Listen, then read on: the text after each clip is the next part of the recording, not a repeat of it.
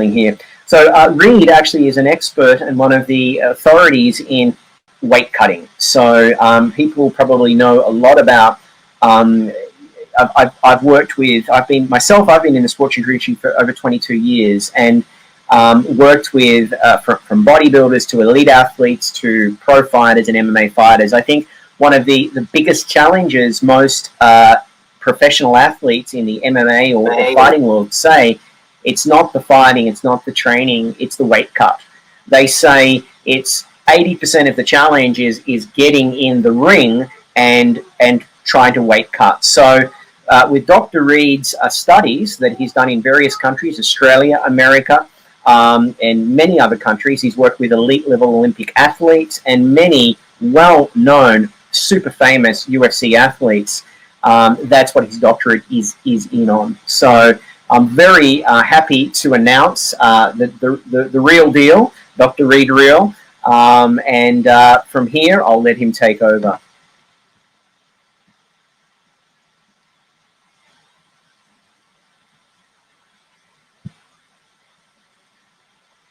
And Reid, you are live in both rooms.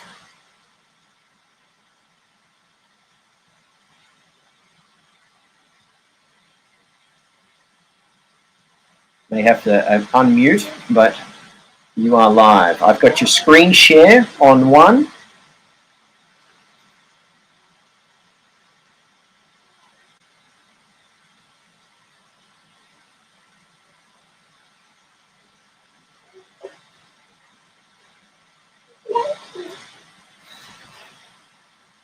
I can hear you, I think.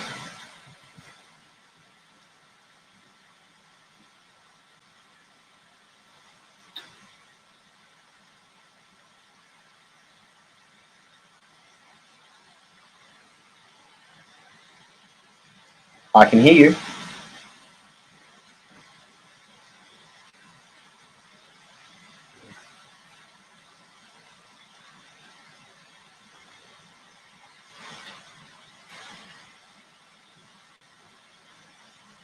You're good to go.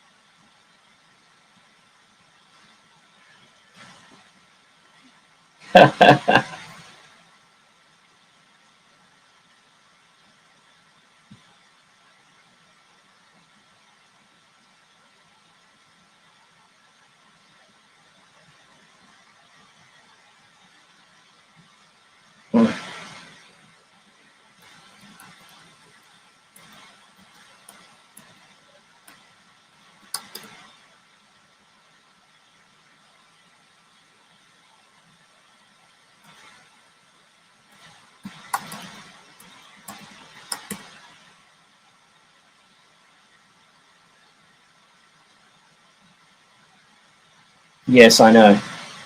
He's working out the technical side. We've done a few tech tests. I've muted everyone except him. So.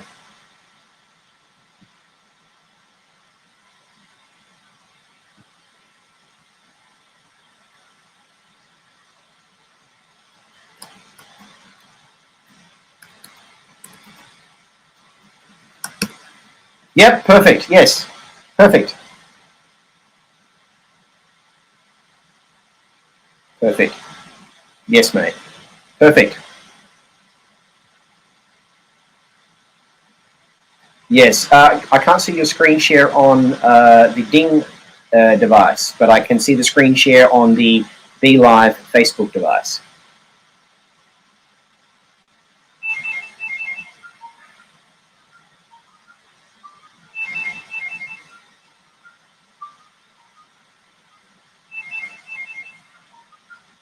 Yep, so just do screen share on your end and it'll work. Ding Talk's very stable.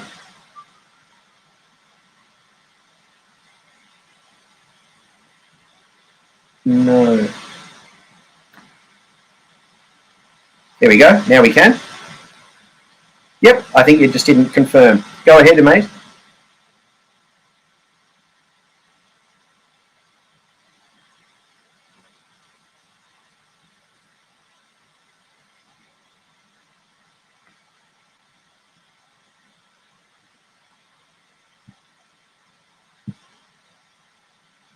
Kind of wasted enough time with the technical issues.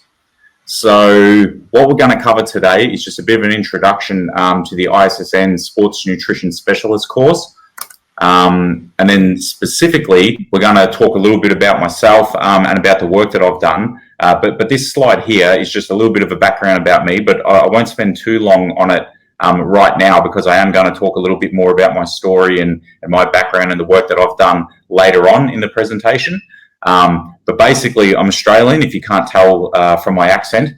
I'm an advanced sports dietitian with the Sports Dietitians Australia Association. My current job is with the UFC, so most people are aware of the Ultimate Fighting Championship and the UFC Performance Institute. So I'm a nutrition manager there, where I manage kind of the full spectrum of nutrition services with fighters, from supplements to diet planning to engaging with external and internal stakeholders. Prior to my work with the UFC, I actually worked with the Gatorade Sports Science Institute in the US, where I worked for 2 years at the IMG Academy. And then prior to that is when I did my Ph.D. in Australia at the Australian Institute of Sport, where I was fortunate enough to work as the head combat sports dietitian for our combat sports program in the lead up to the 2016 Rio Olympic Games. And then just like on a personal note, I really love sports nutrition, combat sports, and specifically Brazilian Jiu-Jitsu. So I got my black belt in Brazilian Jiu-Jitsu about 4 or 5 years ago now, and I've trained Jiu-Jitsu my entire adult life, and I still compete and coach. So that's a little bit about me, and we'll get into that more as we get into it. But what we're going to talk about in this course, in today's talk, it's basically broken up into 3 different sections. Okay, so the first section, I'm going to introduce you guys to ISSN, ISSN Asia, and also a bit of the background of ISSN and how it come to be, and then also a bit of a brief introduction to the Sports Nutrition Specialist certification. Then part 2, I'm going to give you guys just a little bit of a taste about some of the things that you'll learn from the course. So we'll talk about nutrition basics, specifically just energy balance, macronutrients, so like protein, carbohydrates, fats, and how this applies to athletes. And specifically, what I'm going to talk about is some of the differences between sports nutrition and general population nutrition. Okay, so you guys can get a bit of an insight into number one, the differences, but also the content that you will learn in this course, should you choose to do it. And then the third part of today's talk, I'm going to talk more extensively about my background. Okay, so my background as a dietitian, the research that I've done, both during my PhD and post-PhD, and then how I've been able to operationalize that research and apply it in the field working with elite athletes. And so what I hope that this section does is just kind of give everybody online a bit of an insight into maybe like potential career paths and what you can do in the sports nutrition industry. Because, like the fitness industry in general is so multifaceted. You can do strength and conditioning and physical therapies, nutrition. There's so many different possibilities. And so I just want to kind of share a bit of my background and my experience and maybe give you an idea of, potential paths that you may want to go down or not want to go down. But yeah, that's kind of the outline of today's talk. Okay, so the ISSN. So the International Society of Sports Nutrition, it's world famous now. They're actually the only non-profit academic society which is solely dedicated to the promotion of sports nutrition. One of the big ways that they do this is through the publication of their journal. Okay, so their peer-reviewed scientific journal, the Journal of the International Society of Sports Nutrition. Okay, and so they publish a lot of the leading research on not just sports nutrition in general, but also supplementation, sleep, and some of the other areas that kind of have crossovers with sports nutrition and elite athlete populations. In addition to the journal, they also host conferences around the world, particularly in Asia, but also in the US, of course, where they were founded. And a lot of the kind of founders and main members of the ISSN are noted as some of the leading sports nutrition researchers in the world. And just a little fact there we've got up on the screen, you can see that their journal is actually the number 13th ranked journal in sports sciences at the moment, and that's set to increase to the top 10 in the next 1 to 3 years. So it's a heavily cited journal and a well-respected journal. So just a little bit more about the history. So basically, like, this is just another interesting little factoid. The ISSN, the inception actually occurred in a sushi restaurant in 2003 in San Francisco. And it culminated from a meeting from these individuals that you see up on the screen. Perhaps most notably is the CEO and co-founder of ISSN, Jose Antonio. And so a lot of these individuals kind of pioneered a lot of the early sports nutrition research and really spearheaded ISSN and their growth onto the world stage.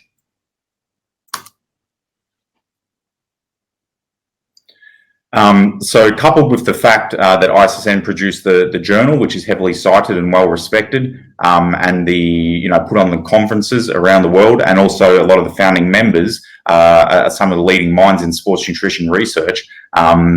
This has kind of led to ISSN being recognised as a bit of a gold standard in the sports nutrition world. And again, they're the only non-profit organisation with the sole purpose of furthering sports nutrition knowledge.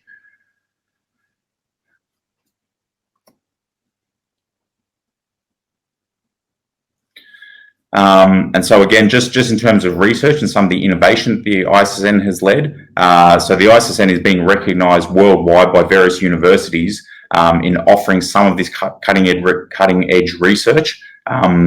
Like I said earlier, not just in the supplement field, but specifically in the supplement field. Okay, so a lot of the kind of new and in flavour supplements that are coming out in recent years have come from a lot of the members of the ISSN, and if they're not coming from the members' research specifically, it's being published in the Journal of the International Society of Sports Nutrition. So a lot of the big name supplements and the understanding of the mechanisms and how they benefit athletes has been led by this group and by their journal.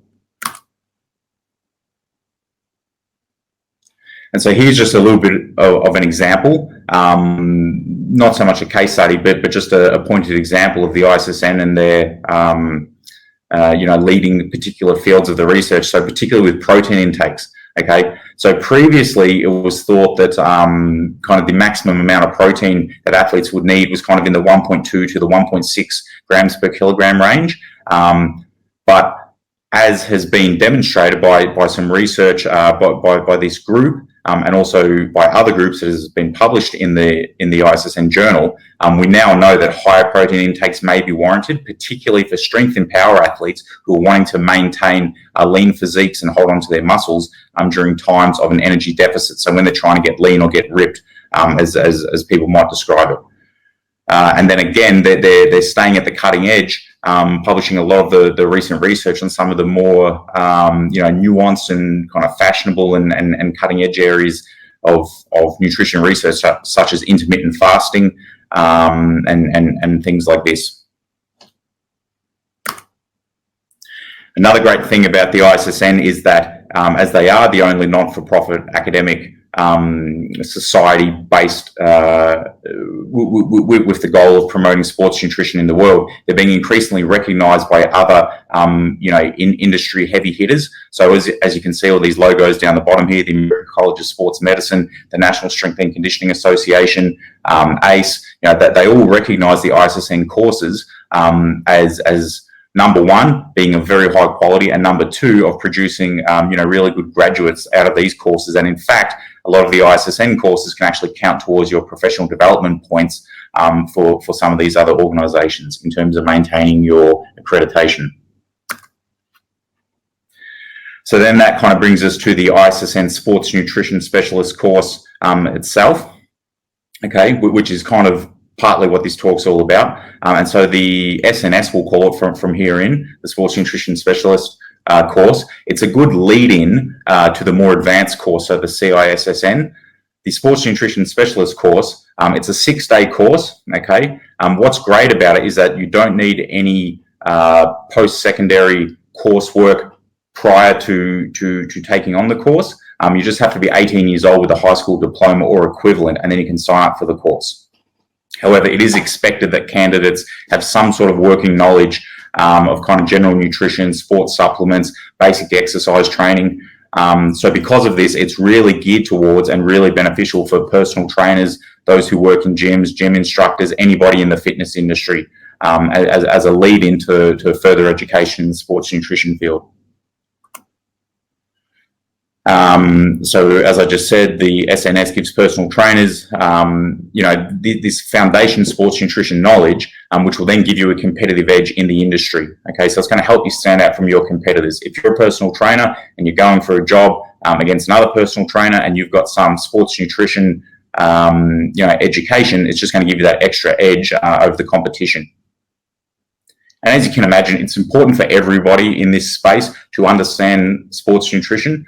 So where the fitness industry was, maybe 15 to 20 years ago, when, people were working in gyms, but maybe they didn't have the actual academic, credentials, but they were still getting jobs. And then, fast forward 5-10 years past that point, now it's like you can't get a job without these proper credentials in training and physical therapies and things like this. And the nutrition space is becoming a lot like this. So where personal trainers today maybe have some rudimentary knowledge in sports nutrition, but not necessarily a certificate or some sort of academic education, is getting to the point where if you don't have this stuff, you're really going to be left behind the competition.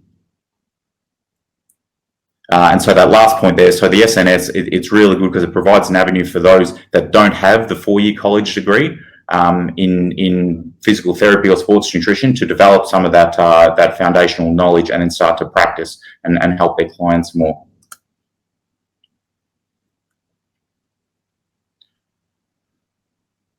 So yeah, basically, the SNS is going to prepare you for a career in either sports nutrition, or it's going to accelerate your growth through your current career in the fitness industry. And some of the things that you're going to learn about is nutrition fundamentals, which we'll talk a bit about today. We're also going to learn about the importance of nutrient timing, how to plan diets, and how to plan supplements into somebody's program. And also know when maybe supplements aren't required. So it's going to provide you some really good foundational level knowledge, but then also show you how to apply that knowledge based on specific situations and for specific clients.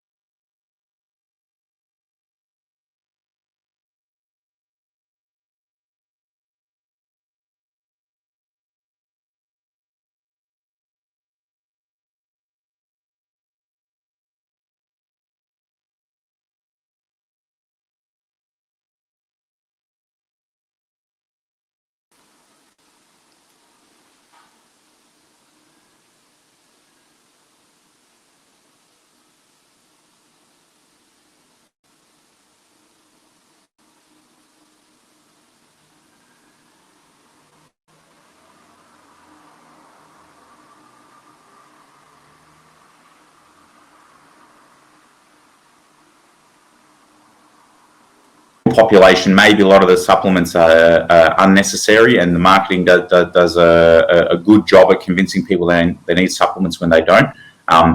With athletes, again, although the supplement industry, there might be a lot of supplements we don't need, there's certainly a place for supplements in an athlete's diet, okay? And so the SNS course is going to equip you with the skills to identify, which supplements are better or worse for specific athletes at specific times, okay? It's not about, the more supplements, the better. It's about being very targeted with specific supplements at key times to help athletes improve their training, their recovery, and their overall athletic performance.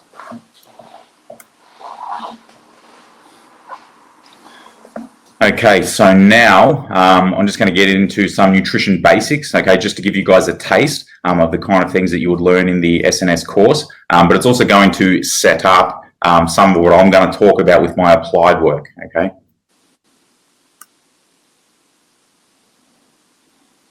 All right, so Nutrition 101, energy balance, okay? So energy balance describes the relationship between our energy intake and our energy expenditure, okay? And so I like to use the analogy of a car, yeah? We put fuel or we put gas or petrol into the car.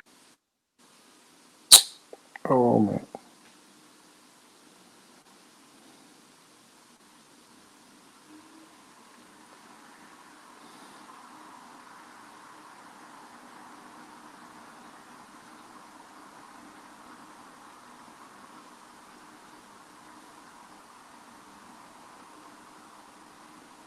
Of 25 kilometers worth of fuel, and that's going to be stored in your fuel tank. And unfortunately, our fuel tank is that the belly fat that we see when we look in the mirror. Okay, and then conversely, if you want to lose weight, you need to be expending more energy than you're taking in. So you need to drive 100 kilometers and only take in enough fuel for 50 kilometers. Okay, and so energy balance, it seems really, really simple, and it is in some respects.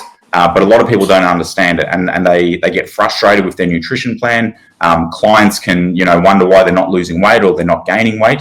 And so understanding energy balance is key. Okay. And so most people and most athletes especially want to be lean and mean and look really good and, have visible abs and muscles and all of this sort of stuff. But it's not always the case that the leaner you are, the better you're going to perform. And if we think about it, in order to get lean and lose body fat, we need to purposely feed ourselves less energy than is required for daily living, okay? But this actually isn't good for your health or performance over the long term, because if you're constantly living in a state of not getting enough energy, you can imagine what's happening to some of these processes in the body that require energy, okay? So on the one hand, energy balance is a really simple concept, but on the other hand, it can be quite nuanced and complicated to get it right for athletes and for clients, when number one, they've got performance goals, so they need energy to fuel their training, but number two, they may have body composition goals where they're trying to lose fat. And so this is some of the kind of things that we'll learn in the SNS course about how to optimize energy intake and when there's times to increase energy intake versus decrease energy intake based on athletes' goals. So now we're going to talk about macronutrients. Okay, so all the food that we eat is made up of macronutrients. The macronutrients that provide us energy are fats, carbohydrates, and protein, okay? And they all have different amounts of energy associated with them. So fats or lipids, as they're also known, lipids is kind of a broad term, but in terms of dietary intake, we think of it as fat. So the fat on the meat that we eat, oil in vegetables and things like this. Fat contains 9 calories per gram. Okay, so it's incredibly energy dense when we compare it to carbohydrates and protein. So both carbohydrates and protein contain 4 calories per gram. So half as energy dense as lipids. Okay, and so often, and it depends on what culture that you come from, but often, for example, carbohydrates may be blamed for people's weight gain. A lot of people say, "Oh, I've been eating too much carbs. I had too much rice or too much bread today. That's what's making me fat." But as we can see here, both carbohydrates and protein contain the same calories per gram, okay? Whereas fat has more than double. So with the vast majority of athletes that I work with, if we're trying to lose weight and lose body fat, I'm going to be backing off on the fats, because if we reduce the fat intake, we're going to get rid of a lot of energy from the diet Plus, it also means that we can keep carbohydrates and protein relatively high, which you'll find out in a few slides. Carbohydrates are important for energy to fuel your training, and protein's important for growth and recovery. Now, that's not to say that we would ever completely eliminate fat, but it just kind of goes to show you that the way the numbers add up, there's certain strategies that are going to help us manipulate body composition more effectively than others.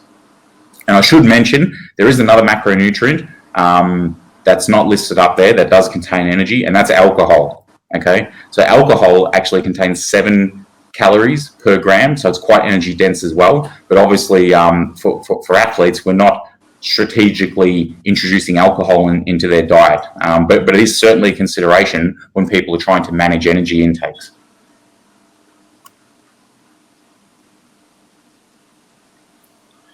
Okay, so fats, so lipids. As we said, fats are incredibly energy dense. What's important to know, and this will become more relevant as we move on, but lipids or fats are made up of carbon, hydrogen, and oxygen atoms. And these are the same molecules, the same structural elements that are found in carbohydrates, okay? And they're used to provide energy. Like I said, lipids is a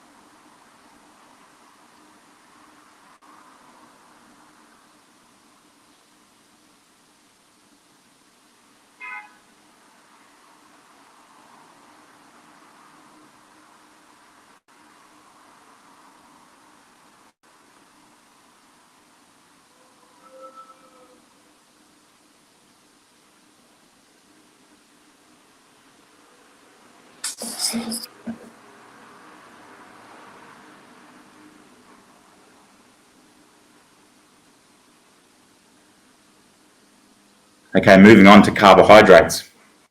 So again, all carbohydrates contain the same elements, carbon, hydrogen, and oxygen, the same as fats on the previous slide. What's important to know with carbohydrates is that all carbohydrates will end up as glucose in your bloodstream eventually, okay? So whether you eat white sugar, whether you eat brown rice, whether you eat sourdough bread, pasta, quinoa, gluten-free organic spelt flour, at the end of the day, it all gets digested and absorbed into the bloodstream and ends up as glucose, which is used in the blood, okay? Glucose or blood sugar is the preferred energy source for high-intensity exercise. I'm going to show you a slide next, which will really hammer this point home, but it's incredibly important, right? Our body loves carbohydrates. It's the sole fuel source for high-intensity exercise and also for our central nervous system. So again, just like with the fats, I would never recommend athletes completely eliminate carbohydrates from their diet. Low-carb diets are increasingly becoming fashionable. And for general population, a case could be made, particularly for people with diabetes and things like this, that, you can get away with low carbohydrate diets. But for athletes, for the vast majority of athletes in the vast majority of situations, it's not appropriate to be on an incredibly low carbohydrate diet. The caveat here, potentially physique athletes, okay? Physique athletes, because low carbohydrate diets, certainly for some people, can help you achieve increasingly lean physiques. And with physique athletes, it's more about how the athlete looks and necessarily performs. But most of the athletes that we work with, endurance athletes, team sport athletes, fighters, they're going to benefit from high carbohydrate intakes. Something else that's important to understand about carbohydrates. Carbohydrates that are not immediately used for energy because of exercise or other metabolic processes in the body can be stored. And our body can store carbohydrates in the form of glycogen, okay? And glycogen, we store it in our muscles and also in our liver. And so what happens is we need a constant supply of sugar, of glucose in our blood, okay? And so our body stores excess sugar in our muscles and our liver, which can then be released at a later time. So again, it's like the fuel tank for your car. You put the fuel in the car, you go for a drive, the fuel that you don't use gets stored in the fuel tank, and it's sitting there waiting for the next time you need that fuel. So this is why we don't have to always eat carbohydrate immediately before exercise, because our body stores some carbohydrate. Now, another important thing to understand, which is going to become relevant when I talk about some of the work that I've done with MMA fighters, is that this glycogen that's stored in the muscles is glucose bound to water, okay? And it stores at a ratio of about 2.5 or 3 to 1. So what that means is if you store 100 grams of glucose, you actually store an extra 300 grams of water, okay? So this is why low carbohydrate diets can result in weight loss very quickly, because if we reduce the carbohydrates that's found in the carbohydrate stores in our muscles, we're losing not only the carbohydrate stores but also the stored water. Okay, so you lose 500 grams of carbohydrates from the glycogen stores. You're actually going to lose another 1.5 kilos in water, but that's not true weight loss. That's just water loss. Okay. So this slide is one that I was talking about. Okay, this is really important to understand. Basically, what this slide is telling us, okay, is that the harder you work, the more carbohydrates you burn. Okay. Along the bottom of this graph, we have exercise intensity. So on the left, we have an athlete at rest. And on the right, we have an athlete working as hard as they can. So it's exercise intensity expressed as a percentage. How hard are you working? 100% as hard as you can, or somewhere in the middle, 50%, okay? And then the red line indicates fat, okay? So our body using fat as a fuel, and the blue line indicates our body using carbohydrate as a fuel. Now, at any particular time, our body is using a mixture of carbohydrates and fat as fuel. What this graph is telling us is that at rest, okay, when we're not working very hard, or when we're sitting around, or we're going for a slow walk, our body can run almost exclusively off fat, okay? But as we begin to work harder, the relative percentage of fat that contributes to energy decreases, and the contribution of carbohydrates increases. And you can see in this person at about, 60 to 70%, there's a crossover point where carbohydrates become more important than fat. Okay, and then we have to think about the athletes that we work with. How hard do the athletes work during their sport? Are they working 40%, 50%, or is it more likely that they're working 80, 90%, sometimes 100% of their effort? You know, the fighters that I work with, when they're fighting, when they're in the cage, they are working at 90 to 100% the entire time. So you can imagine the amount of carbohydrates that their body is burning through. Okay, moving on to proteins, everyone's favorite. Again, we don't have time to go into all of the details of this today, but I'm going to give you kind of just a top line overview of proteins in the body and also in foods, okay? So proteins are made up of individual amino acids, and we've all heard that term before, amino acids, but basically amino acids are just the building blocks of protein, okay? Amino acids join together to make chains of amino acids, which are called proteins, okay? And then within our body, the large proportion of all the tissues within our body are actually made of proteins. Proteins and water, actually, but the structural component is protein. So your skeleton, your muscles, your blood, skin, organs, also smaller compounds that circulate in your bloodstream and perform functions such as enzymes and hormones. These are all made up of proteins. So the primary role of dietary protein is not to provide energy, although it does provide energy, but it's to provide the building blocks of these proteins within the body. And so within the body, we can make new proteins. We call this protein synthesis, and we can also break down existing proteins. We call this protein catabolism, okay? And so what is referred to as net protein balance is the net balance between the building of new proteins and the breaking down of proteins. So the protein catabolism versus protein synthesis. And so then obviously, if you want to gain muscle, you need to be building more protein than you're breaking down. Okay, and nutrition becomes very important for this, as does training. And this is one of the key reasons why athletes require higher protein intakes than non-athletes, because they're breaking down more muscle, breaking down more protein, in their training. And not just the skeletal muscle that you can see, not just the muscles that you look at, but also, again, some of these other compounds within the body that are made of protein. So skin, blood, even like skeleton, there's stress on the skeleton. So things like this. So athletes put their bodies under much greater stresses and therefore need more protein than general population. A little bit more about amino acids. Okay, so our body requires 20 different amino acids. Okay, so these different building blocks of proteins. Our body's quite good at making these amino acids, so it can break down foods and molecules and rearrange atoms and make a lot of these amino acids itself, but there's 8 that it cannot make. Okay, and these are termed essential amino acids. And so these essential amino acids, we have to get them in our diet because our body can't make them. And so that brings us to the concept of complete proteins versus incomplete proteins. Okay, so complete proteins contain all of the essential amino acids in sufficient quantities to help our body maintain protein balance. Okay, and so this is generally animal foods. Okay, and it makes sense when you think about it, because if I was to ask you, are you more like a cow or are you more like a piece of broccoli?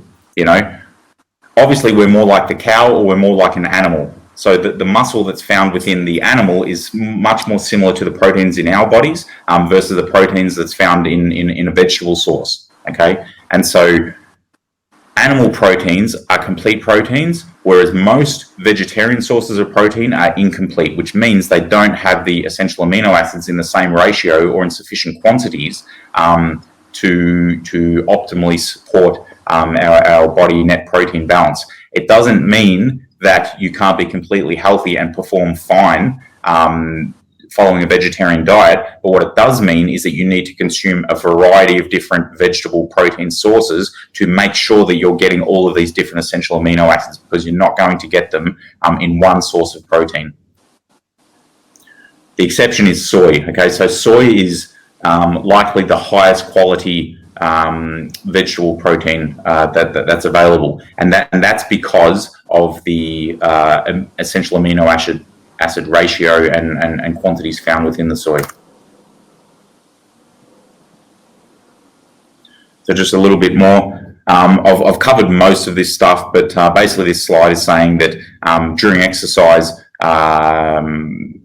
athletes break down proteins within their body, and because of that we need to consume extra protein in our diet relative to a non-exercising person.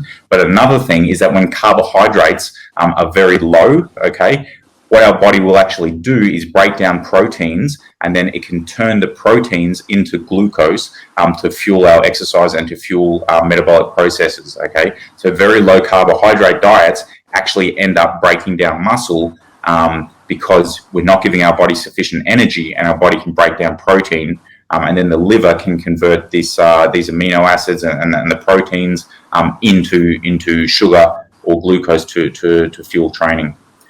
So therefore, to minimize muscle loss when we're trying to lose fat, when we're not eating as much energy as our body needs because we're purposely trying to lose weight or to lose fat, we should make sure to keep carbohydrates as high as possible to offset the energy loss and to preserve proteins within the body, because we don't want our body breaking down proteins. Okay, moving on to hydration. Okay, everybody knows that water is very important. Okay, water is critical for life, and it's involved in pretty much every process within the human body. In fact, the majority of our body is made of water. Okay, it varies person to person, but it's somewhere around 60%, and in athletes it's even higher, and that's because muscle contains a lot of water, much higher proportion of water in muscle than fat, and athletes have more muscle and less fat than non-athletes. Okay, so in some incredibly lean athletes, they may be 75% water. When we sweat, we actually lose water, okay, because this is how our body regulates our body temperature. Our body tries to regulate our core temperature within a very tight margin, and so the way that it does this is by sweating, and that sweat, that water that leaves the body, actually carries heat energy with it. So when we sweat, we lose water, and importantly, we also lose electrolytes. I believe this slide's going to talk about it. Yeah, this is pretty much everything I just said. So prolonged training sessions going to increase exercise intensity, and it elevates your core temperature. Your body needs to cool itself down, so it loses sweat. But what you also lose when you lose sweat is electrolytes, in particular sodium or salt, okay? As we lose this water and lose these electrolytes, it increases the risk of cramping, dehydration, and also impairs our performance, okay? So because of this, athletes need higher fluid intakes than non-athletes to offset those sweat losses, but they also need to consume more electrolytes, okay? So there's a big push for the general population to consume less salt, okay, because we know that high salt intakes is linked to high blood pressure and other markers of cardiovascular disease. But with athletes, it might actually be the opposite, okay? Athletes who are sweating a lot, particularly if you're training in Southeast Asia and Singapore, or some place in India or China, you're going to sweat a lot, and so you might need actually very high salt intakes, very high electrolyte intakes. Another a nice little thing to remember, okay, so this is a bit of a freebie. In terms of replacing these sweat losses, what's the number? How much sweat do we need to replace? Well, you need to replace about 1.25 to 1.5 times how much you sweat during a training session before the next, okay, and so how do we measure that? If you weigh yourself before and after training, that difference in weight is essentially going to be lost sweat, okay? If you lose 1 kilogram during training, you've lost about 1 liter of sweat. And then in terms of how much do we need to replace, it's about 125 to 150%. So if you lose 1 kilo, you need to replace about 1.25 or 1.5 liters before your next training session. And the reason why you need to replace more is because you're going to keep going to the toilet, you're going to keep urinating. So if we replace more, then we actually lose. By the time we go to the toilet and urinate, we're actually back to net balance.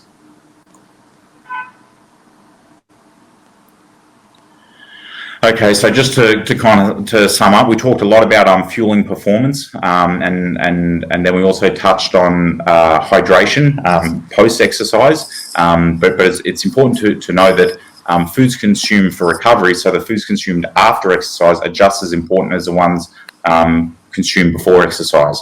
So when we think about nutrition, there's kind of 3 ways to think about it when it comes to athletic performance. There's pre-training or pre-competition nutrition. For some sports, there's during competition or during training nutrition, and then there's post-training nutrition, and it's all important, okay?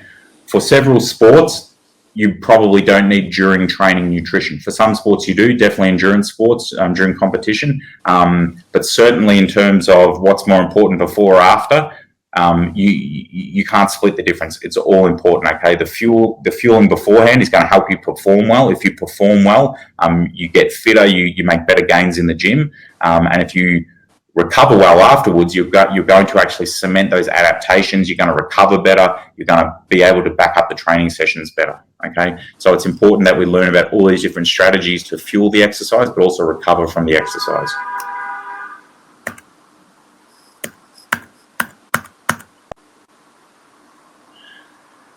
Okay, so now I'm just going to change tacks a little bit. So that was just a bit of a taste about kind of some general sports nutrition principles.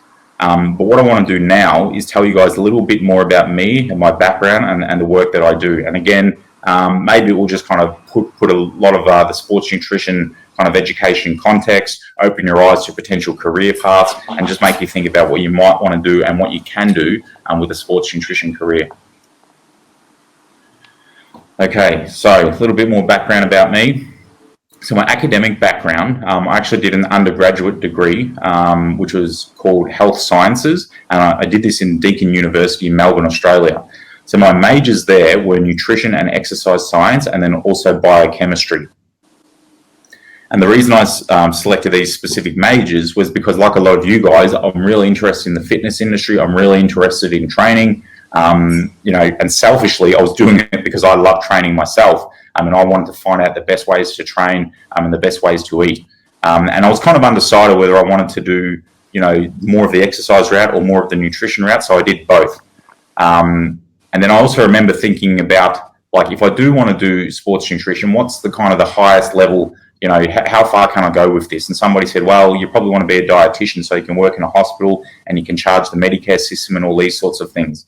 And if I wanted to do dietetics, I had to do a master's degree. And in order to be able to do that master's degree, I had to do biochemistry. So that's why I chose biochemistry. So I did nutrition, exercise science, and biochem. Following that 3-year undergraduate degree, I applied for the master's in dietetics, and I didn't get in straight away. But they said, you should do 1 year of research. So in Australia, we call this an honours year of research. And they said, if you do this 1 year of research, that will look really good on your resume, and then maybe you'll get into the master's. So I did this 1 year of research, but it all come full circle because this really benefited me later in my life.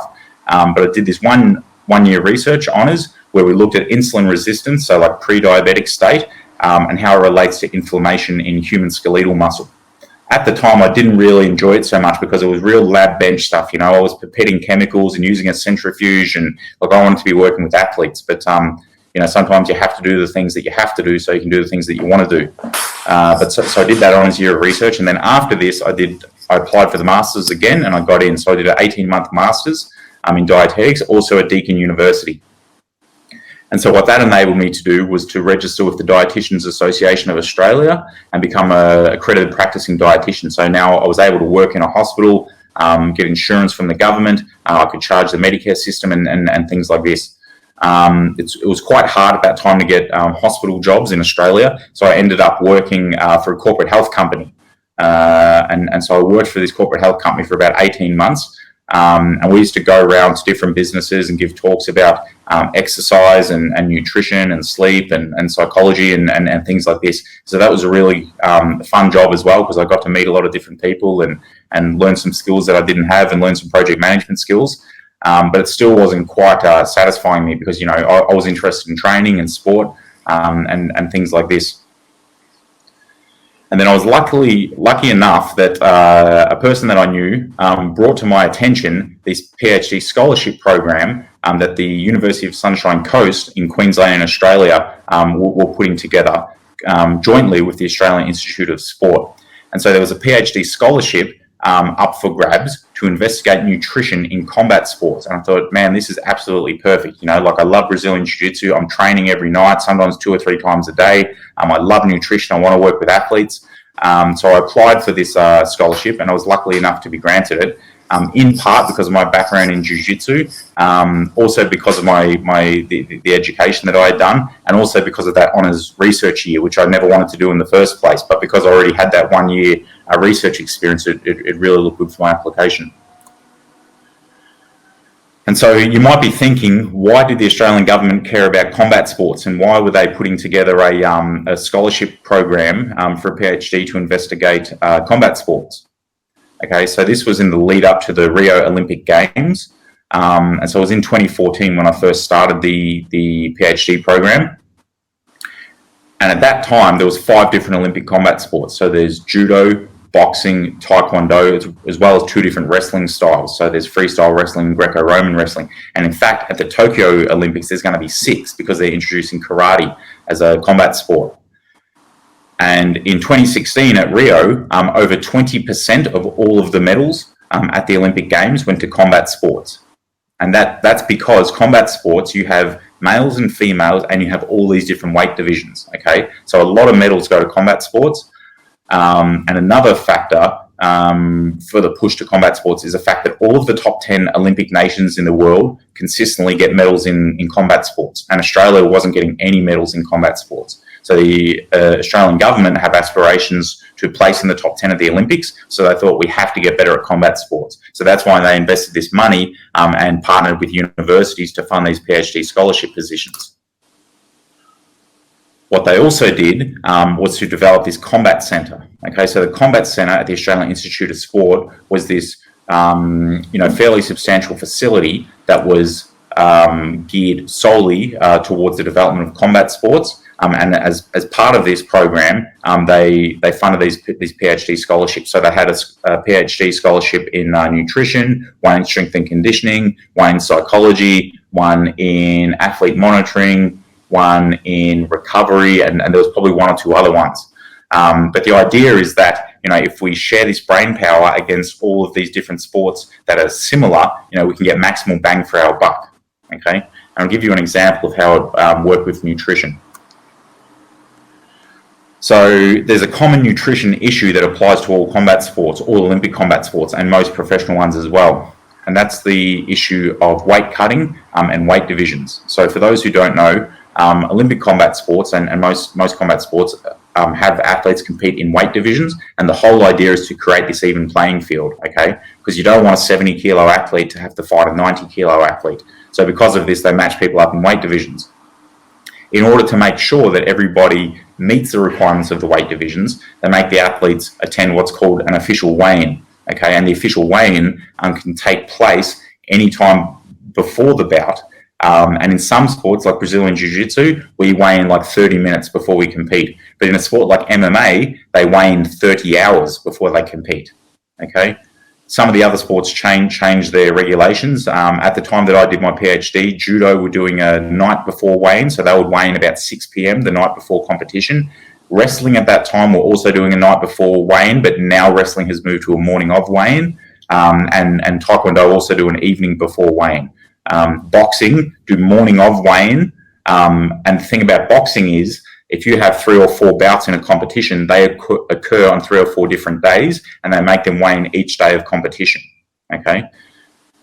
Many athletes want to compete in the lightest division possible. Why would you want to fight an 80 kilo person if you can fight a 70 kilo person? So because of this, many athletes try and get their weight as low as possible in order to weigh in for that lower division. And then another thing that occurs with all these sports, which is really interesting, is that because there's this time between when they step on the scales and then when they fight, they take advantage of this time. So if you weigh in 10 hours before you compete, there's an opportunity for you to temporarily reduce your weight, step on the scales, get your weight certified, and then put weight back on before you compete. So although the weight division may say 70 kilos, you might be 75 kilos when it actually comes time to compete.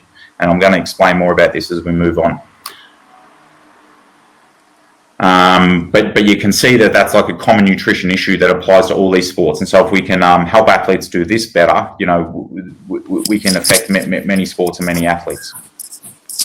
Okay, so now just kind of summing up my PhD experience. So the good thing about me doing my PhD was I gained this crucial experience working with elite sport. So while I was doing my PhD at the Institute of Sport in Australia, I also worked as the lead combat sports dietitian for that entire time, so 3.5 years in the lead up to the Rio Olympics. I was the sole dietitian working with Olympic combat sports. Not only that, I got to conduct valuable applied research in an area that I love, so looking at weight cutting in combat sports. And I was fortunate enough to work with some really brilliant mentors. So some of the world-leading researchers in sports nutrition, and I also published 7 academic papers relating to weight cutting during my PhD. And I published more since then, but just during the period of my PhD, I published 7 papers.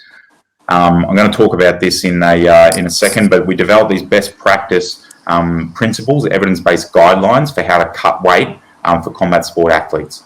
And then crucially, by the time I finished my PhD, I pretty much secured my sports nutrition career path. Okay, so that really set me up. So like prior to this, it was like small baby steps, do a little bit more, but it was kind of by the time I finished my PhD that I put in all the hard work and that things really opened up for me. Before I get into my actual PhD work, I'm just going to finish up here with like the post-PhD experience. So after I finished my PhD, like I previously said, I moved to the United States where I got a job with Gatorade Sports Science Institute. So I worked there for 2 years. We work with a lot of US top pro sports, so NBA, NFL, and MLB, the baseball there as well. And I got to conduct some more applied research. And so that was good. After having worked at Gatorade for 2 years, I was then really lucky to be approached by the UFC Performance Institute, based largely off the research that I had done looking at combat sports. And so they reached out to me and said they were setting up this Performance Institute in Shanghai, and would I like to go out and have a look. And so I did, and I was fortunate enough to get that role. So it's really good because I get to be based in Shanghai and work with a really good group of international experts working with Chinese athletes, but I also get to travel to the US and all around the world actually, and work with foreign athletes and US athletes and collaborate with researchers and practitioners from all around the world looking at MMA. I also routinely provide course content to various different sports nutrition courses. So one of the big ones is the IOC, the International Olympic Committee Sports Nutrition Diploma course, as well as contributing content to universities around the world. I'm currently the head chairperson for the American College of Sports Medicine Combat Sports Special Interest Group. I still maintain my Australian's advanced sports dietitian credentials, and I get invited to speak at conferences around the world. So, the sports nutrition world has been really kind to me. I've worked really hard, but I won't lie and say I haven't been gifted some really great opportunities. But this is kind of where the sports nutrition world can take you if you work really hard and you take opportunities and you're really passionate about what you do. Here's some of the combat sports teams and organisations that I've been fortunate to work with. So some of the big ones, obviously UFC, Chinese Olympic Committee, Japanese Institute of Sport, Japanese Judo. Like, that was a real honour to work with Japanese Judo. They're the best judo team in the world. Thai Taekwondo, Egyptian Taekwondo, Brazilian boxing, Philippines boxing. I've been really lucky to work with some top teams from around the world.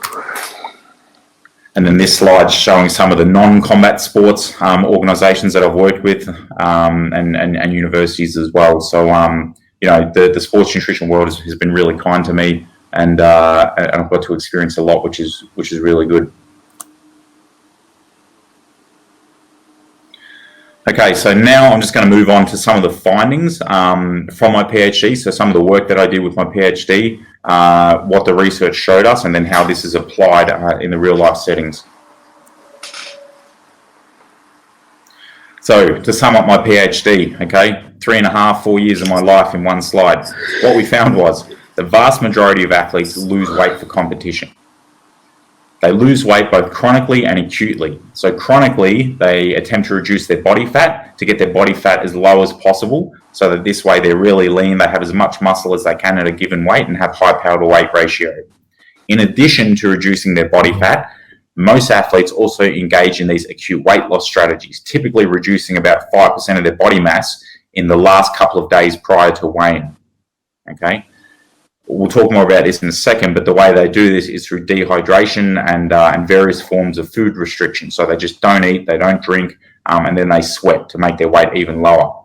So although on average Olympic combat sport athletes lose about 5% of their body mass in the last few days, some athletes lose over 10%, and some even up to 20% of their body mass in the hours and days prior to weigh-in. So it's really crazy what some of these athletes do to themselves in order to get their body weight low. We found that many use unhealthy or suboptimal methods, so starvation, dehydration, excessive exercise. Some go as far to use laxatives and even ban pharmacological diuretics in order to lose extra water. The really interesting thing is that in certain contexts, there's actually a competitive benefit to doing this. Okay, so it's not just that athletes are stupid and they're doing this thing that's bad for their health, but a lot of the time, it actually helps their performance, okay? Because if you can cheat the system, so to speak, although it's not technically cheating because the rules allow it, if you can lower your body weight for weigh-in and then regain that weight before you compete, you will actually have a competitive edge over the person who doesn't do this.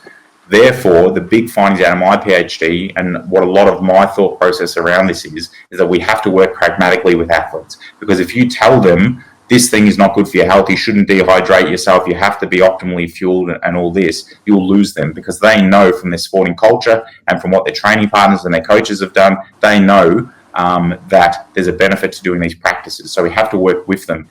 And this is kind of an obvious example with combat sport athletes and weight cutting, but it applies to all sports, okay? All different sports have got some practices which on face value may seem like they're not ideal, but actually, it's like athletes are ahead of the curve sometimes, And it's the practitioners, the dietitians, the nutritionists, the strength and conditioning coaches that are left behind a little bit. And although science can teach us a lot, there's a lot that we can learn from the cultures that are already ingrained.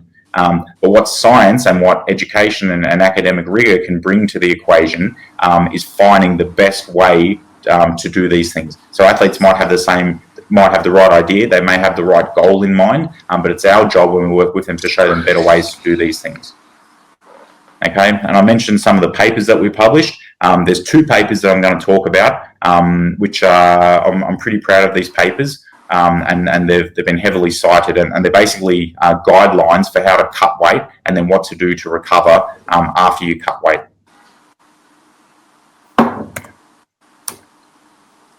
So the first paper that I'll draw your attention to, and you can find this online, is this paper published in 2017 in the International Journal of Sports Physiology and Performance. Okay, this paper is titled Acute Weight Loss Strategies for Combat Sports and Applications to Olympic Success. And what we did in this paper is just outline how do people lose weight, how do they cut weight, what are the different methods, and what are the pros and cons to these methods, and how do we put all these methods together to optimize athletes' performance while trying to minimize any health or performance decrements. So what I'm going to do now is to talk to you guys about evidence-based acute weight manipulation, okay? And so when I'm speaking to athletes and coaches and people in this space about this, I get them to think, I say, what is our body made of? When I step on the scales and it says I'm 90 kilograms, what is that 90 kilograms? Okay, we're made up of various things. We're made up of bone, muscle, blood, hair, gut contents, organs, all these different things. But which of these things can we change? Okay, so out of all the things that our body is made of, once we're fully grown, these are the things that we can intentionally and significantly change. So body fat, we can certainly change our body fat. Muscle mass, we can change our muscle mass. Fluid, okay, so the water that's in our body, yeah, we can change this as well. The big one that people often don't think about is gut content. So what's in your gut? Okay, so if you eat a big meal, that food sits in your stomach until you pass it.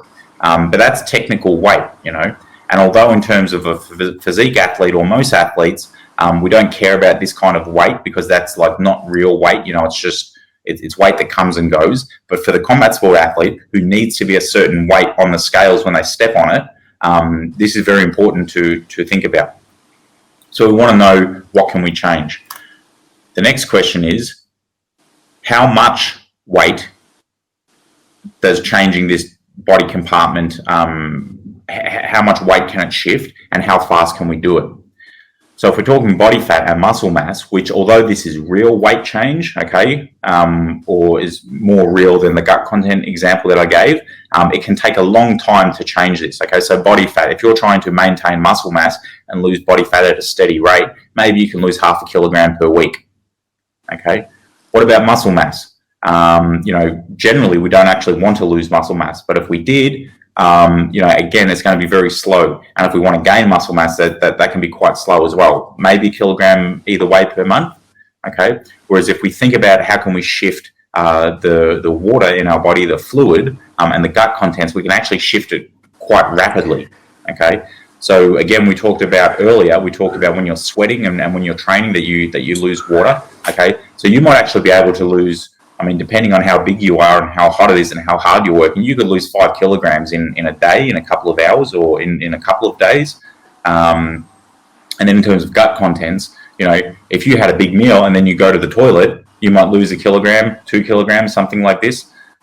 So if we start to think about it like this, if all we're after is a technical weight loss to show up on the scales, it's the short-term weight change and that we really need to understand. And combat sport athletes have understood this for decades. This is why people don't eat for days, or they sit in the sauna, or they don't drink fluid, because they know if you need to quickly change your body weight, this is how you do it. So what we're going to talk about, because this is what my Ph.D. focused on, is this short-term weight change, okay?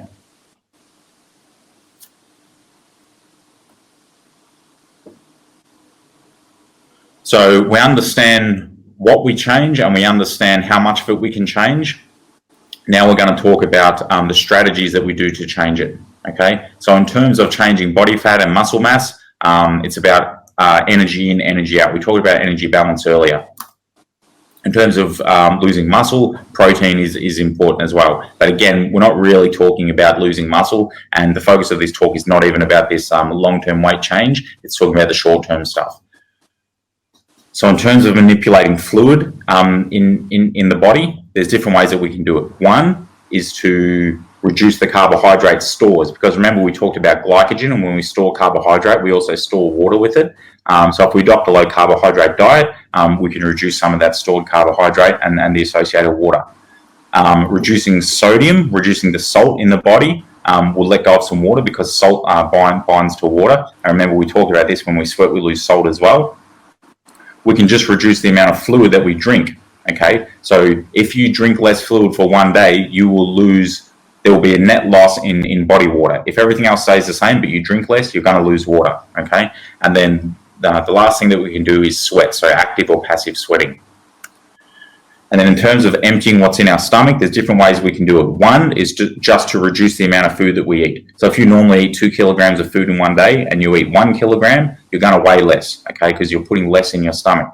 But another way we can do it is to reduce our fiber intake. So if you eat a lot of fruit and vegetables, which are very healthy, of course, contain lots of vitamins and minerals, they contain a lot of fiber, okay, and fiber isn't absorbed into our bloodstream. Fiber passes through our body and it actually binds with some water in the gut on its way.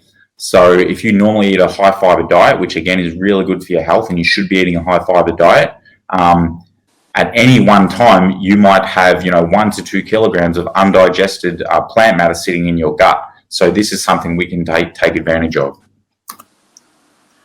And so when we lay out all these strategies on top of each other, this is what it looks like. Okay, so this slide here shows on the right we have a picture of the scales. Okay, and so that represents the weigh-in day, and then we're having days counting back. So 1 day before, 2 days before, 3 days before, etc. Before the athlete steps on the scales. So up until about 3 days before, and this can be slightly different for everyone, but we're thinking about reducing our body fat if we're trying to get really lean. In the last maybe week, we can start to think about reducing our carbohydrate stores, okay? So there's different ways you can do it. One is just to train really hard and eat the same amount of carbohydrates, so you burn off that carbohydrate. But the smarter way for a combat sport athlete is to reduce your carbohydrate intake, okay? And we can argue about how many days we do this for, but a week for many athletes is about what might be required. So just don't eat any carbs or very little carbs for a week. You're going to deplete those glycogen stores. In the last 3 days, we're starting to think about emptying the gut. Okay, so through my experience and some of the research that we published, you get most of your weight loss in about 2 days of eliminating fiber from your diet. Okay, but up to 3 days, you still get some weight loss. So if you eat no fiber, so no fruits and vegetables for 3 days, you're going to pass what's in your gut, and there will be a technical weight loss on the scales. The last kind of 24 to 36 hours, we can start to think about reducing our water stores in our body. And again, we do this by decreasing the fluid that we consume, and then also increasing the fluid that we expel through sweating and methods like this. And so again, just to show you these different strategies, how we achieve them, this is how we do it. So the body fat is going to be energy in, energy out, glycogen through carbohydrate. In terms of the gut contents, it's fiber. Low sodium, I've got on this graph about 4 days, but we don't really know the exact number of days that we need. But for the athletes that I work with, it's kind of 3 to 4 days, and then low fluid intake and sweating. Okay, and then for certain sports, we didn't touch on this much today, but the actual weight of the food, particularly if you're a jiu-jitsu athlete or a boxer, okay, when you're going to weigh in close to competition, you might only have, I'll give you an example with jiu-jitsu, we only weigh in 30 minutes before we compete. But you don't want to compete without eating something because you need to fuel your exercise. So what you can do is eat some food that contains a lot of energy but doesn't weigh very much. So low food weight food, but high energy food prior to weighing is an effective strategy to keep your weight low and still provide some energy for competition. The second paper that I'll draw your attention to is this one here, which was published in the European Journal of Sports Sciences. And this one is titled Individualized Dietary Strategies for Olympic Combat Sports, Acute Weight Loss, Recovery and Competition Nutrition. So whereas the other paper provided guidelines which aimed mainly at cutting weight, getting your weight down low for competition, this paper was mainly about how after the weigh-in, because if you haven't eaten any carbohydrates for a week, you haven't eaten any vegetables for 3 days, you're restricting your fluid intake for 24 hours and reducing your sodium intake, you've actually upset the balance in the body somewhat, okay? And so then we need to be mindful about how we're going to recover from this. So basically it's like this. Whatever you take out, you need to put back in, okay? And the important things to put back in is going to be fluid, okay? If you've reduced your fluid intake and you've sweat, we want extra sodium or extra salt to help our body to hold on to that fluid, and we want to replace the carbohydrate stores, because we know carbohydrate is very important for athletic performance. And so how much? And so if you remember, we talked about the fluid intake guidelines post-exercise. It's about 1.5 times how much you lose. And then sodium, we won't go into it today, but there's a lot of research which talks about the optimal sodium intake to make you retain water. And you want at least 50 millimole per litre of fluid. It's about 1 gram of salt per litre. And then how much carbohydrates? Okay, we have quite a large range here. So at the lower end, 5 grams per kilogram. That's going to help an athlete just get enough energy so that they can compete. But for certain sports, you actually want to purposely gain weight and be as heavy as you can. And so if we eat more carbohydrates, we can actually carbohydrate load and make our body hold on to extra water. So if you have 12 grams of carbohydrate per kilogram, that's going to help your body fill up those glycogen stores and make you heavier. So this is more important for grappling athletes and certainly for mixed martial arts. UFC athletes have 30 hours, roughly 30 hours between when they weigh in and when they compete. So that's a lot of time. And so we would certainly be aiming for the upper end of this range here.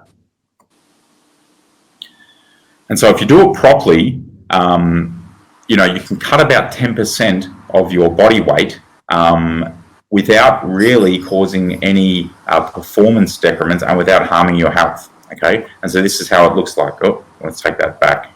The animation is not working properly. But basically what happens is, here, we're saying 10%, all right? You have a 77 kilo athlete.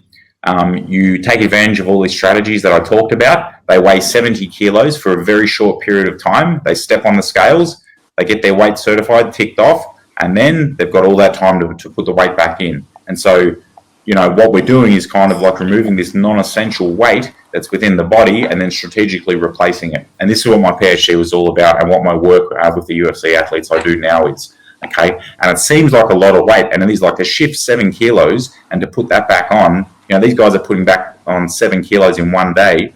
It seems like a lot, but if you do it properly and you take advantage of these evidence-based scientific methods, it actually doesn't hurt your performance and doesn't harm your health. Now, if an athlete was just to try to lose 7 kilos in sweat alone, that's crazy, and that's how people hurt themselves. And unfortunately, that's how people have died trying to cut weight for mixed martial arts competitions.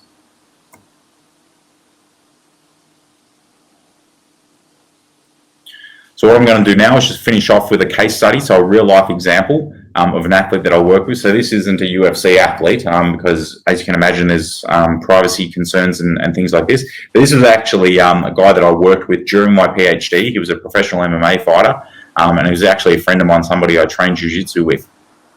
Okay, this guy is 91 kilograms, 178 centimeters, training twice per day, 6 days a week, as people do. And he needs to make weight. He needs to be 80 kilograms in 2 weeks. So he needs to lose 11 kilos in 2 weeks. And what do we do with this guy to help him? So this is what it looked like, okay? So here we have up along the top of the screen, we have how many days before the fight.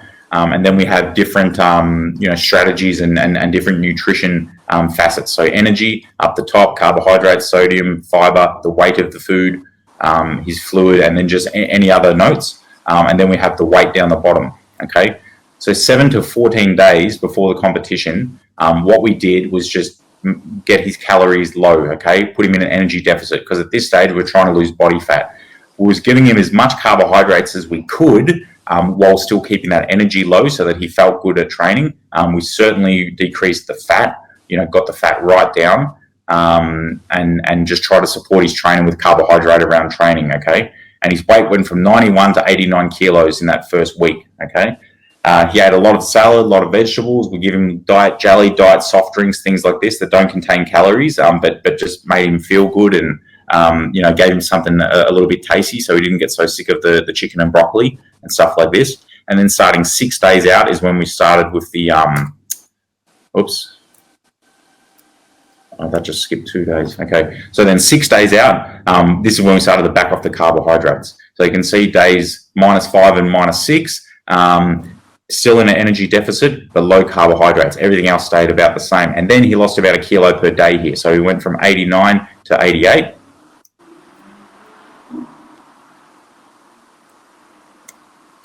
Okay, and then this is showing the remainder.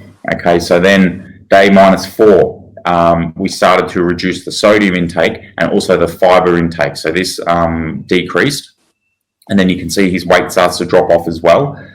And then on day 3 days before weigh-in, we started to reduce his fluid as well. So, but just in the evening, so he drank fluid normally, and then we just at the end of the day we said, okay, back off the fluid a little bit, and then on day -2, we started to think about the food weight. So the weight of the food that he ate was really low, still no fiber here, and then so here we go 2 days before the fight. Food weight is very low, and the fluid restriction was only 1 litre that day. Okay, and then weigh-in day, he weighed in at 5 p.m. in the afternoon, 5 or 6 p.m., something like this. He ate, very little. Food weight was very low, just things like a protein bar, 60-gram protein bar, something like this. Drank no fluid that day, sucked on an ice cube or two throughout the day just to wet his mouth and make himself feel good, and then did a sweat. And we'll talk a bit about that in a minute. But as you can see down the bottom, see his weight coming down. And so on weigh-in day, he woke up 84.5 kilos, still 4.5 kilos to go. And so this is what happened on weigh-in day. He woke up 84.5 kilos on weigh-in day. For the entire day, he ate 2 protein bars, about 65 grams. He sucked on some ice cubes. He sweat over 4 kilograms in the sauna. Okay, and then at 5 p.m. before weigh-in, he actually weighed less than he needed to. He only needed to get to 80 kilos, and he got to 79.7 kilos at 5 p.m. So he's got 300 grams to play with, essentially. So he drank 200 ml of Gatorade because he could start to replenish his fluids and also make himself feel a bit better. And then he weighed 79.9 kilograms at 6 p.m. at weigh-in. So perfect, exactly where he needed to be. And then the way it works in sport, his opponent actually didn't make weight. His opponent was 81 kilos. So it's pretty unprofessional for the opponent not to make weight. But the good thing for this guy is that because his opponent didn't make weight, he got to get some of his opponent's money. So they fine his opponent 20% and give that money to him. But basically he made weight, 79.9 kilos. And then post-weigh-in, we prescribe him 1.5 litres per hour of high sodium beverages. We advise him to eat small and often, so low fiber foods, low fat, but high carbohydrate. He wanted to go with his team to an Italian restaurant afterwards. So we, put together a bit of a plan for him. High carbohydrates, high salt, low fat, low fiber, because we didn't want him to feel full.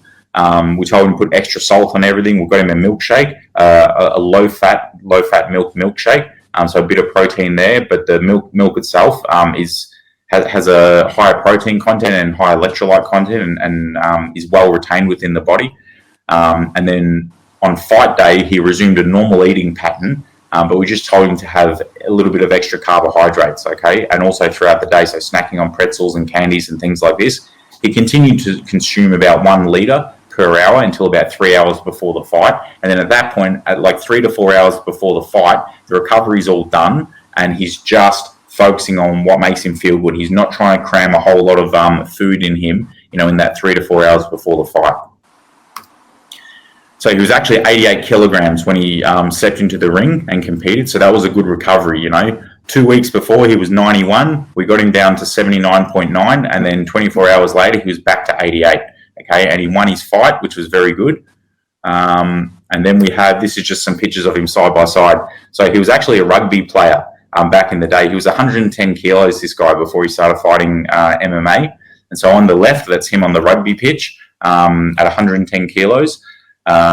In the middle is him at weigh-in at 79.9 kilos, and then on the right is 24 hours later when he's gone from 79.9 up to 88 kilograms. So that's just a bit of an example about how we implemented some of the research that I conducted and published during my PhD. And this is kind of my day-to-day with MMA athletes and UFC athletes now. Okay, so just to wrap up today's talk and just to finish and put some bookends on it, I hope you've enjoyed, number one, the intro to the ISSN, and then also some of the sports nutrition basics that we outlined, and then just me sharing a bit about my story.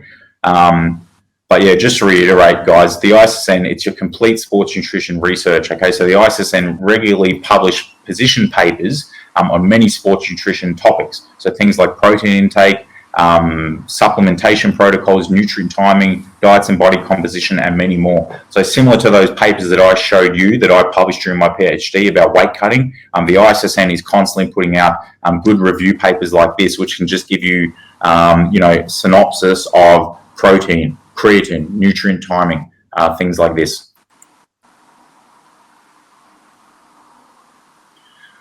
Again, the ISSN has been recognised as an industry leader in sports nutrition for over 15 years, and their certifications are increasingly being recognised as, producing quality graduates and also teaching, good skills to the graduates.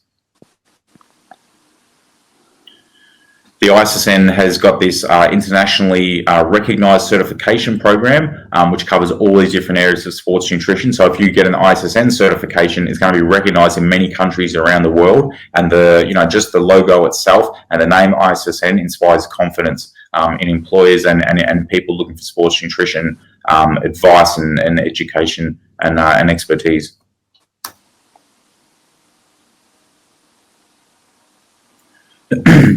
And so because of its positioning as this global organisation, the fact that they have the the international conferences, as well as the conferences in the US, and then also the journal, which is highly cited and well recognised, this places the ISSN as one of the only truly global sports nutrition certification schemes.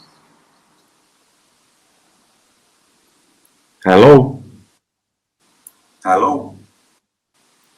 Hello. Can everyone hear me? Testing. Can you testing? Can you hear?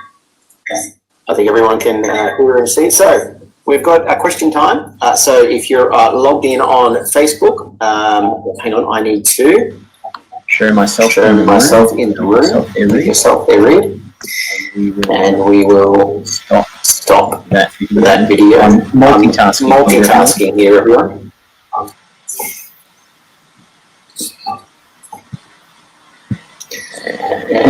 Here we go. So we've got Facebook on this side and we've got on this side. So if anyone has any questions, we've got one here on Facebook, Reid, and this will pop up. Weight coming straight to the combat detailed SNS course. Okay, so I'm going to throw this on the screen. This is from Derek Ong. If you can see that on your Facebook Live screen. So we're just going firstly on Facebook Live. Will you be covering weight cutting strategies for combat sports in detail during the SNS course? Yeah, unfortunately we're not. Can you hear me? Is that coming through? We're not.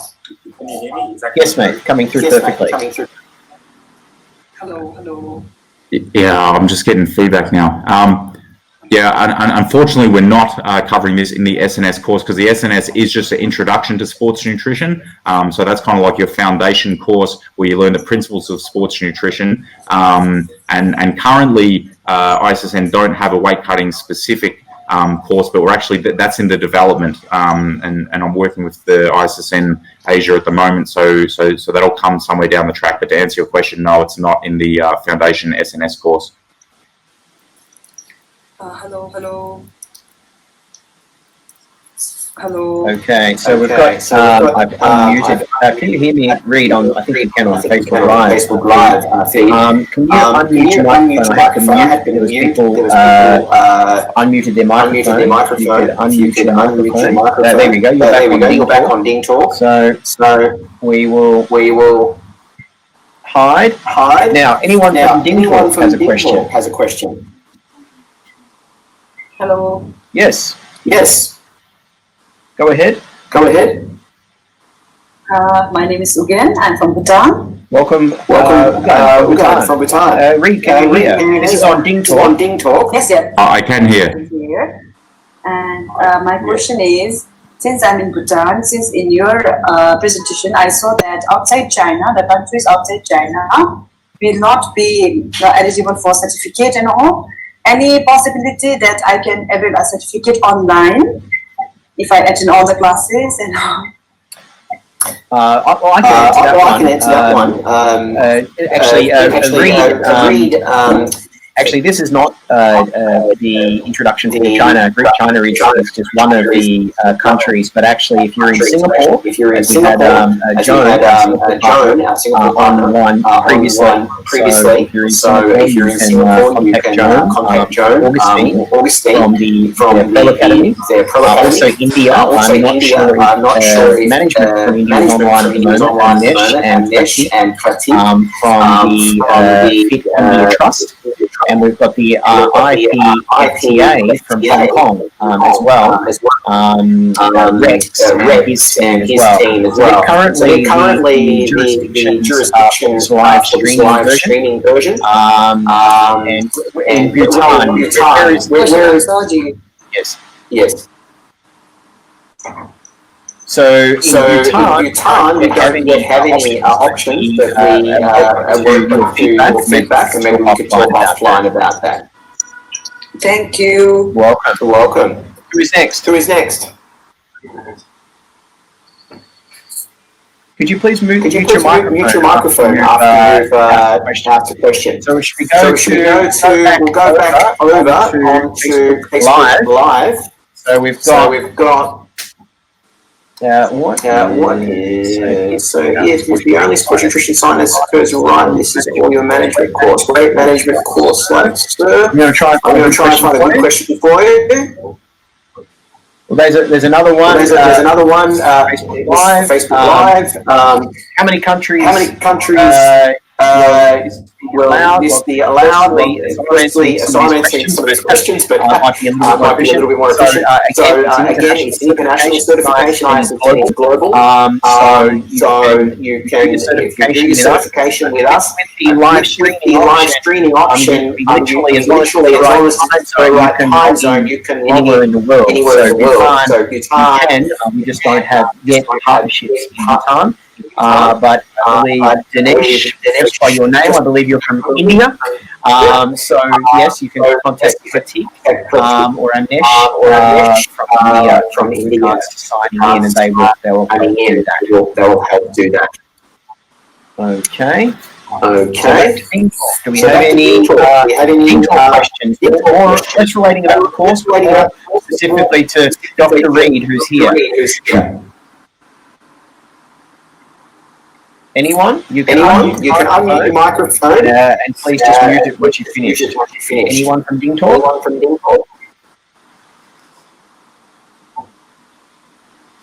I've got a lady. I've got 3 devices going, so I'm multitasking.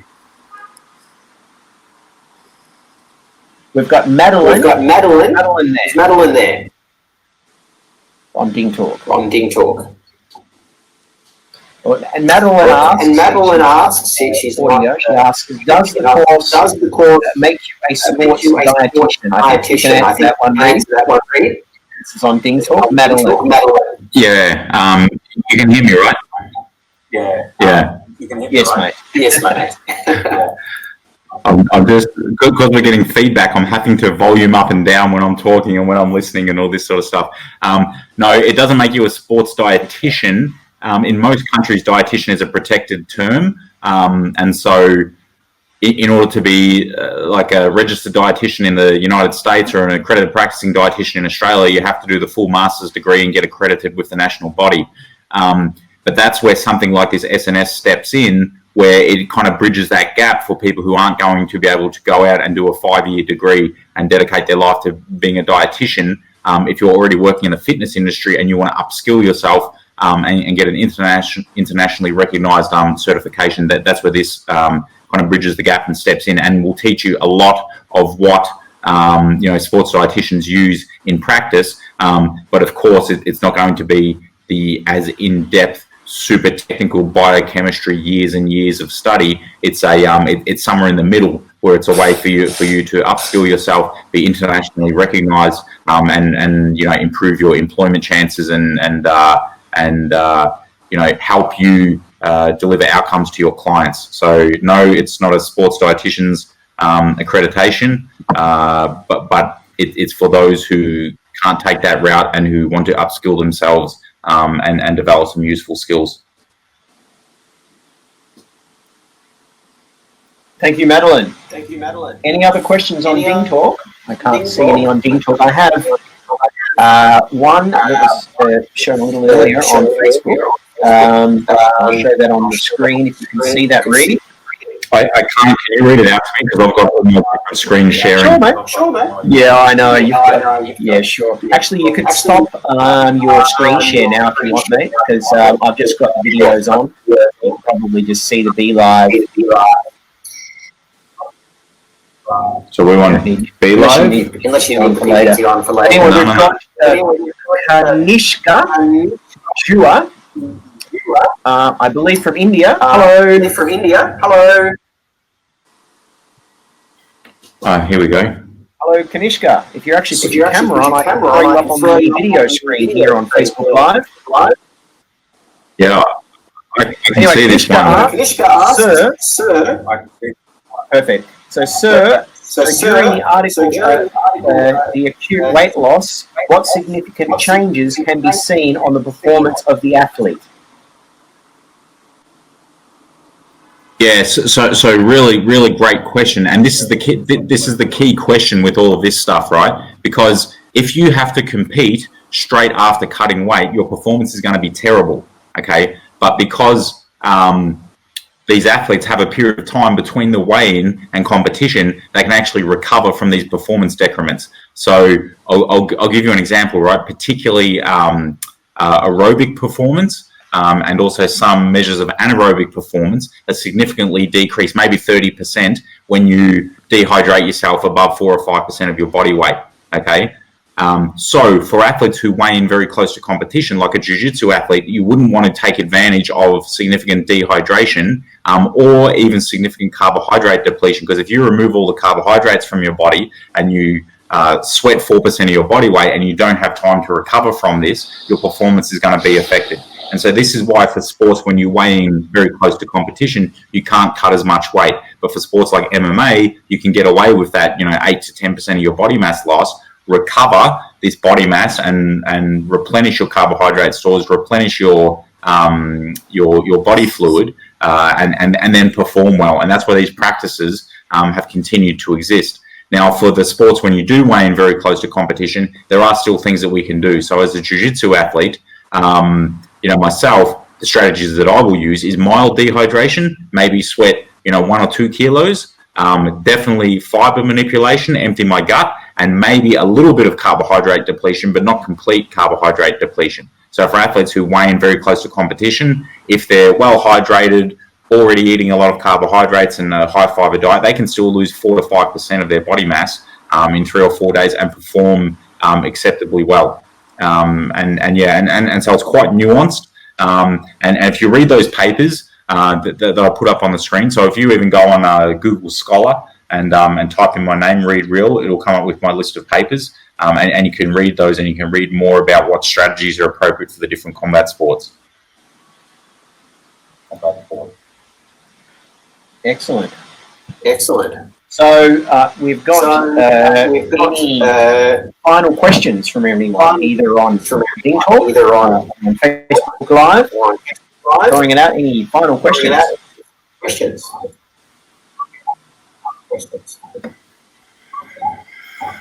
No? Anyone from Singapore, India, China? Final questions. Here's your opportunity to ask an expert. Of course, you can. Technical difficulties. I've got 3 different devices going on all these slides, and I could see one slide wasn't working and the other one was, but I hope people appreciated the information that I presented and learned something and maybe opened their eyes to the nuances of sports nutrition and what you can do with a career in sports nutrition.